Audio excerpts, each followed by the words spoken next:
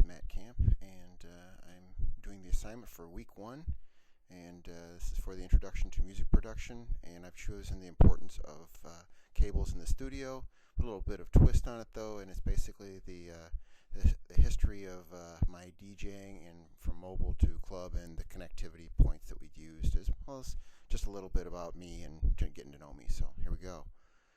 Okay, so this is an account of my equipment journey. Been in DJing for about 20 years, and I've gone from the most basic of basics to club level that I am today. First 12 of it, I was doing mobile gigs. I was hauling all sorts of heavy stuff, as you can see in that picture there.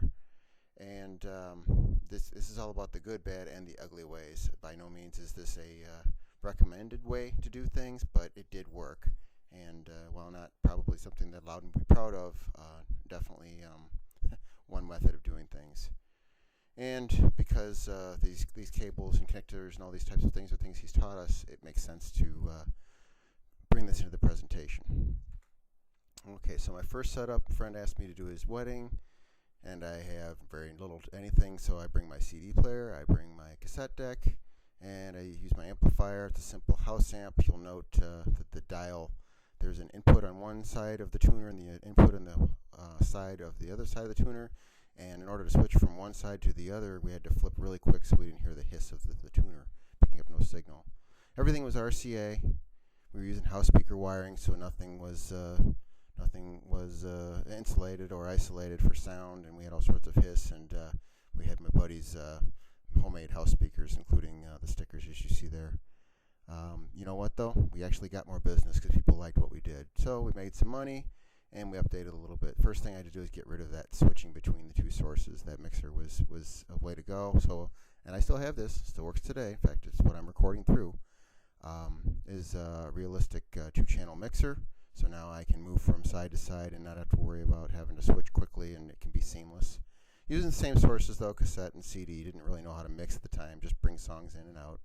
Still using RCAs, still using that same old amp, still the same old output wire and the same speakers.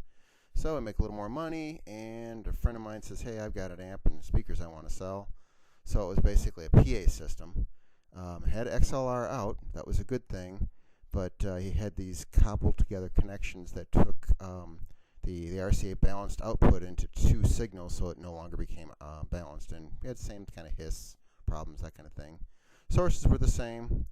But this time we're using 1/4-inch TS cables from the amp to 2-way speakers, so we upgraded that a little bit. However, cables were a little bit long, and now I can understand why we were getting the feedback and the noise we were getting. But it was definitely a step up for my buddy's speakers. But I got to keep going here, got to keep upgrading. More bargains. This time I run into a guy who's got an Ashley amp, 4 2-way electro voice speakers, and a Technics turntable. And so go back to the realistic mixer because I need to mix 3 sources now. I have the tape deck, CD player, and the turntable, and there's a switch on there that allows me to change from line to phono. And so if we had a situation that we were playing a cassette, we couldn't play the phono at the same time, but we mixed in CD and it worked out okay.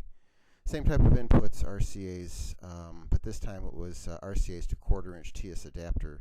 These little things right here that probably didn't help with the noise situation, but it got the connectivity to what we needed. And then for the amp out, we had to cobble together this banana plug to 1/4-inch connector, another adapter, another connection point, probably another point for introducing interference. But it worked, and we continued to DJ and have a good time with it. And we had 4 speakers, so we had to daisy chain either side of the amp, so we had basically a 4-ohm load, and that amp was working hard, and it put some good sound out. So now, bargains didn't turn out to be so good. That Ashley was fragile, broke at least twice, so I buy a new one. First time I buy some new equipment, the PV 1.3K amp. Everything's the same, but I don't have to worry about those stupid banana plug adapters for now. And I can go straight TS cables to the speakers, so I'm eliminating connectivity issues there. So that thing goes away, those cables. And then it's time to get rid of that mixer because it was kind of a pain to have 2 channels, 1 switchable, so let's have 4 channels. So we do the upgrade here. I get a Gemini mixer, I get a dual CD player from American DJ, and a second turntable. So now I have 4 input sources and a lot of versatility, no single point of I have to figure out what I'm playing on one to work to another one. So all 4 channels are independent, but the EQ is per channel, so it doesn't really give you a lot of versatility per bringing in songs like I learned later on when I was mixing.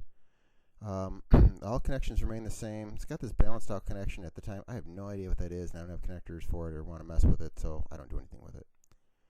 And then now it's time to work on the sound. We do a major upgrade here. I go to a sonic maximizer, which provided a interim step to some clarity as well as a crossover.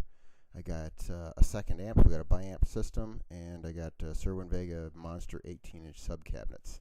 Here's where it gets kind of ugly, though. RCA goes to 1/4-inch adapters to the BBE. Not that because I didn't do the 1/4-inch adapters all the way through, although I should have. 1/4-inch out goes to the BBE. From the BBE goes to the amp in. But here's the ugly part: the RCA out for the sub goes into 2 of those 1/4-inch adapters into the amp, and so just lots of interference in that space. And then after that, I got a little bit tired of hauling all my other crap. Got an opportunity to play at a club, so they had CDJ 800s. They had a DJM 600, which at the time was top of the line.